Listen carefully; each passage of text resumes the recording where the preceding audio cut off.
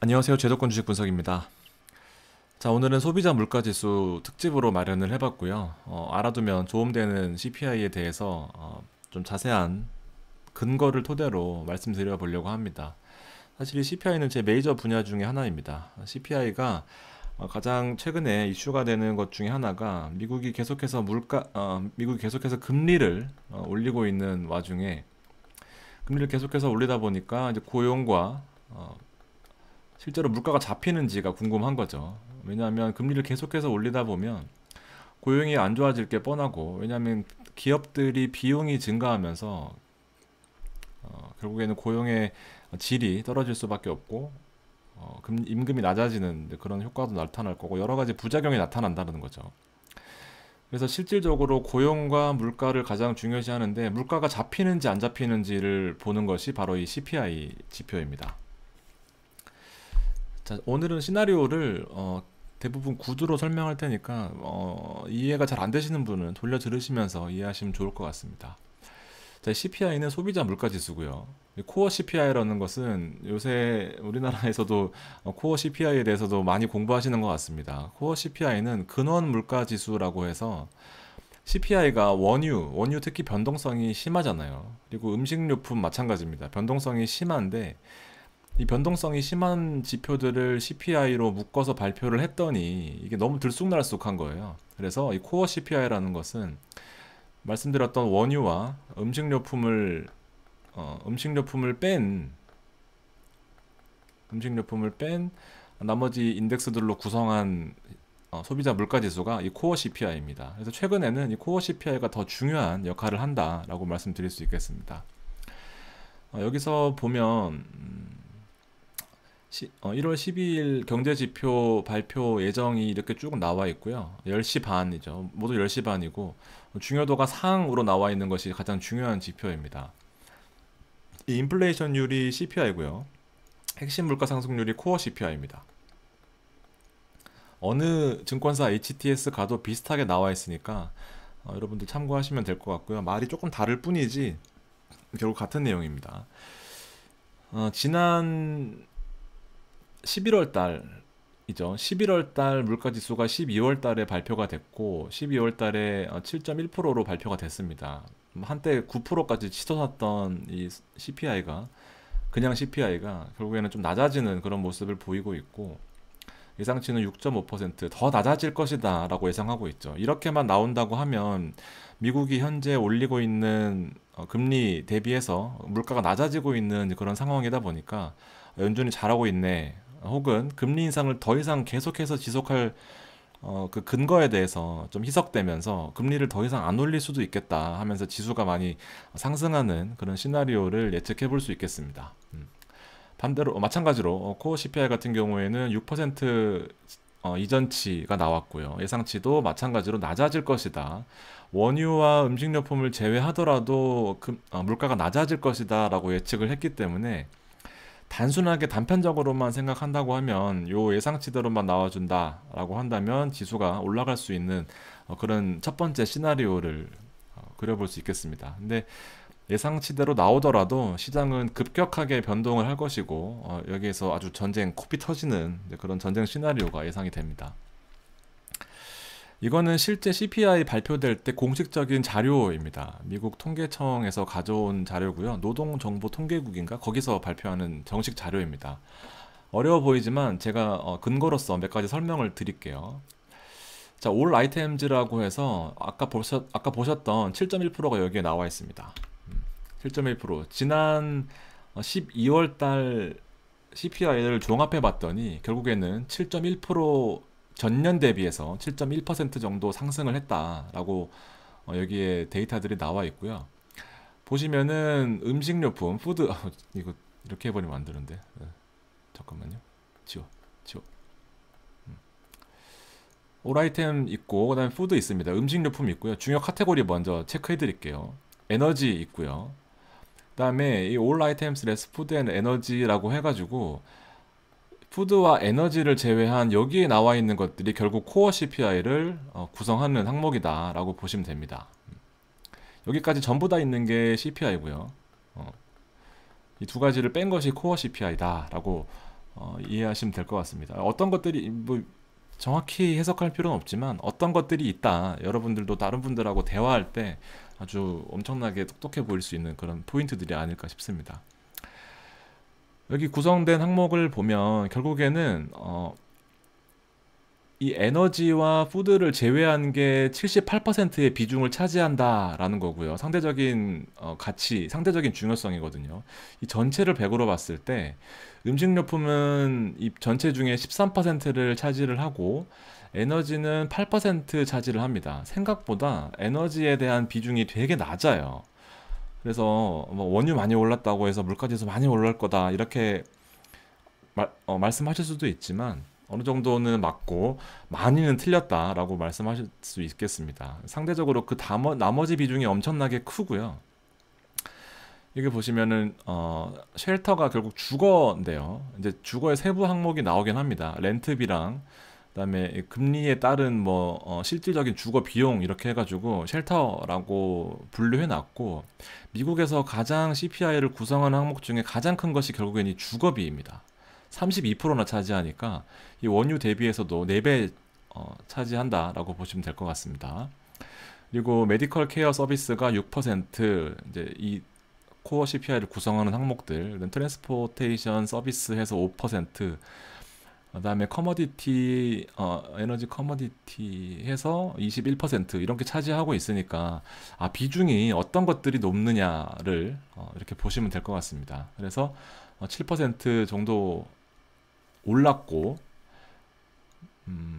그다음에 또 해석해야 될 것이 에너지 부분이 또 8%지만 여기 보면은 이제 에너지 커머디티라고 해서 퓨어오일이랑 모터 퓨어 있습니다. 모터 퓨어가 여러분들 많이 아시는 이제 휘발유나 뭐 이런 것들입니다. 올 타입이라고 써져 있고요. 비중 보시면 4%밖에 안 돼요. 그래서 여기 보면 이제 연간으로 얼마나 올랐느냐, 연간으로는 10%가 올랐습니다. 2021년은 워낙 힘들었던 때였기 때문에 21년 대비해서는 10%가 올랐지만 결과적으로 이 두 값을 곱하면 이 전체 CPI에서 차지하는 비중이 높지 않다라고 보여집니다. 이게 사실 10%나 올랐지만 비중이 4%이기 때문에 결국에는 4% 오른 거잖아요. 0.4% 차지하는 거잖아요. 그래서 되게 적게 차지한다라고 보시면 될 것 같습니다. 상대적으로 주거비는 7%밖에 안 올랐지만 비중이 32%이기 때문에 상대적으로 많이 차지한다라고 보시면 될 것 같습니다. 자, 어떤 구성 항목들이 있고 어떤 식으로 해석하는지 또 무작정 원유만이 답이 아니다라는 걸 말씀을 드리고 싶었고, 그러면 주택 가격이 이번 12월 CPI가 내일 모레 이제 1월 달에 1월 12일 날 발표가 될 텐데, 그럼 주택 가격이 어떻게 변화했는지를 상대적으로 예측해 보면 어느 정도 CPI를 구성한 항목에 있어서 좀 도움이 될 것이다라고 예측할 수 있습니다. 자, 미국에서는 S&P 여러분들 아시죠? S&P에서 케이스 실러 주택 지수라는 거를 매달 발표를 합니다. 그래서 이 기사도 되게 도움이 많이 되거든요. 미국 주택값이 넉 달째 떨어지고 있다. 그래서 사실 미국 CPI가 떨어지고 있는데 큰 몫을 하는 거다라고 보여집니다. S&P에서 다우지수 등에 따르면 S&P 코어로지 케이스 실러 주택가격 지수 이름이 이렇게 있는데 전월 대비 하락했다라고 표시를 해놨습니다. 평균 떨어졌고 4개월 연속 하락세를 이어갔고 10개 주요 도시의 지수와 20개 주요 도시의 50개 정도 주가 있죠. 52개인가 있는데 주요 도시 지수가 각각 떨어졌다라고 이렇게 기사에서 나왔습니다. 마찬가지로 찾아보면 또 영문으로 된 어떤 통계 자료가 있겠죠.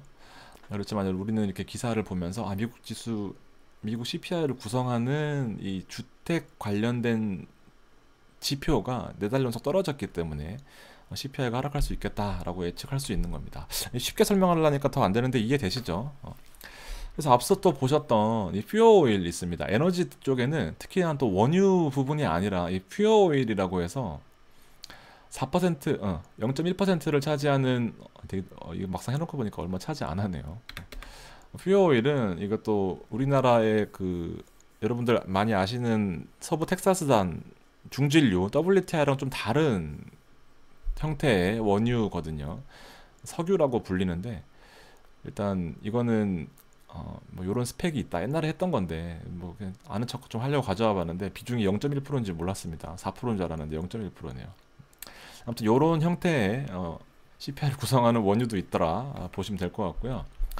아까 보셨던 이제 RBOB, 알밥이라고 하는데 가솔린도 해외 선물에서 거래가 되고 있습니다. 그래서 앞서 보셨던 가솔린이 4% 정도의 비중을 차지하잖아요. 연간으로 얼마나 올랐느냐. 21년, 22년 이렇게 있고 21년 대비해서 22년은 10% 정도 올랐었잖아요. 그래서 여기 보면은 캡처가 이게 순간적으로 캡처가 힘들어서 그런데 여기 한 10% 정도 올랐습니다. 그래서 이렇게 참고를 할 수가 있고 마찬가지로 22년 대비해서 23년도 얼마나 조금 올랐고 많이 올랐다가 떨어졌고 뭐 이런 부분들을 참고할 수 있겠죠. 그래서 어느 정도 CPI를 예측하는 근거들 있잖아요. 앞에 지난달은 7.1% 올랐지만 이번 달에 6.5% 오른다라고 하는 것의 근거들을 지금 마찬가지로 이렇게 역추적할 수 있는 겁니다. 월간으로도 1월봉, 12월봉, 11월봉인데 11월봉에는 하락했지만 12월에는 조금 증가했다. 가솔린이 12월 달에는 막상 또 까보면 증가할 수도 있겠구나. 실제로 원유 가격 조금 올랐고요. 그렇게 예측할 수 있을 것 같습니다. 좀 장황하게 설명을 했는데 좀 도움이 되실지 모르겠습니다. 하여튼 CPI 구성 항목에 대해서 특히 코어 CPI가 원유랑 음식료품은 뺀다고 하는데 뭐 어떻게 빼는 것인지에 대해서 이렇게 좀 상식적으로 알아두시면 하는 마음에 가지고 왔고요. 자, 업종 이거 제가 지난번에 가지고 왔던 건데 여기 보시면 또 되게 재밌는 포인트가 하나 더 있습니다. 중고차가 있거든요. 중고차. 음, 여기 보면 커머디티 레스 푸드 앤 에너지 커머디티. 그러니까 이 에너지와 음식료품을 뺀 어떤 그 재화들을 여기 쭉 나타냈는데 여기 보면 뉴 비이클 새 차, 그다음에 유즈드카 중고차 이렇게 있습니다. 약 7% 정도 차지를 하고요. 특히 중고차 같은 경우에는 작년 대비해서 3% 빠졌고 전월 대비해서 2.8%나 빠졌습니다. 작년 토탈 한 거만큼 전월이 많이 빠졌다라고 보여지거든요. 이렇게 나타나고 있잖아요. 즉 11월 달에는 이 중고차 시장이 진짜 안 좋았다라고 저기 CPI에서 나와 있는 겁니다. 그러면은 철강금속은 제가 지난 방송 때 현대제철 많이 오를 것 같다 하면서 저점이다 하고 사자 했는데 현대차가 많이 올랐다라는 부분 말씀드리려고 가져왔고요. 현대차 보시면 여기 아니구나. 지난 11월 달 쭉 빠지는 모습 보였습니다. 이게 또 빠지는 게 현대차가 중고차 시장을 미국에서 많이 두드리고 있잖아요. 그렇게 좀 좋지 않았구나 하면서 계속해서 악순환을 하는 모습을 보였고, 근데 외국인이 계속 사면서 23년도에는 좀 현대차가 괜찮을 것 같다. 현대제철이랑 같이. 그래서 15만 7천 원이었던 게 지금 장도 안 좋은데 나름대로 선방하고 있는 이제 그런 모습을 보이고 있습니다. 외국인이 많이 샀던 거 말씀드렸고, 현대제철 같은 경우에는 엄청나게 많이 오르고 있습니다. 지난 또 이제 주택 우리나라 규제 풀리면서 현대제철 쪽도 많이 좀 보자 했었는데 현대제철도 엄청나게 많이 올랐어요. 33,000원이니까 1월 2일날 방송하고 나서 지금 뭐 한 10% 가까이 오른 모습입니다. 그래서 종목은 따로 뭐 특히 드리고 있지는 않는데요. 아, 자, 여기까지네요. 오늘 방송.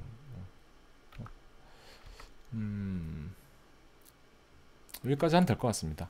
일단 종목 같은 경우에는 지금 위례네테크가 그때 대주주 매도 나오고 나서 일단 좀 안 좋은 모습을 보이고 있지만 대체제로 아모레퍼시픽이랑 그다음에 현대제철, 현대차가 나름대로 선방을 해주고 있다 판단합니다. 사실 저도 지금 주식에 대해서 고민이 되게 많아요. 주식이 상승한다라고 하더라도 해외선물 쪽이 좀 더 레버리지가 있을 거고, 레버리지가 있다라는 것은 같은 금액으로 좀 더 크게 만회할 수 있는 또 그런 부분들이 있거든요.